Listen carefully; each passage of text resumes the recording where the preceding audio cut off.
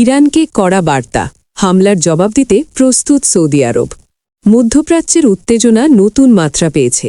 Saudi আরবের মন্ত্রিসভা সম্প্রতি একটি শক্ত বার্তা দিয়েছে, ইরানের সম্ভাব্য যে কোনো হামলার জবাবে তারা প্রস্তুত এবং তাদের মিত্রদের সমর্থন করতে সব ধরনের সক্ষমতা কাজে লাগাতে প্রস্তুত রয়েছে।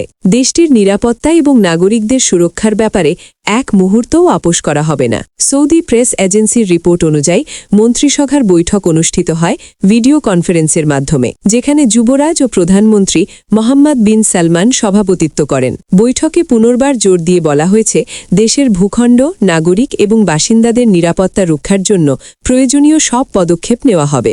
বিশ্লেষকরা বলছেন, এই পদক্ষেপ শুধু প্রতিরক্ষা নয়, এটি মধ্যপ্রাচ্যে স্থিতিশীলতা রক্ষার একটি স্পষ্ট সংকেত। আন্তর্জাতিক মঞ্চে সৌদি আরবের বার্তা স্পষ্ট, হামলার প্রতিক্রিয়ায় তারা কোনো কম্প্রোমাইজ করবে না এবং মিত্র দেশগুলোকে সমর্থন জানাতে তাদের প্রতিটি সামর্থ্য ব্যবহার করবে। মধ্যপ্রাচ্যের উত্তেজনার এই সময় সৌদি আরবের বার্তা দেশ ও অঞ্চলের জন্য সতর্কতার ঘণ্টা বাজাচ্ছে।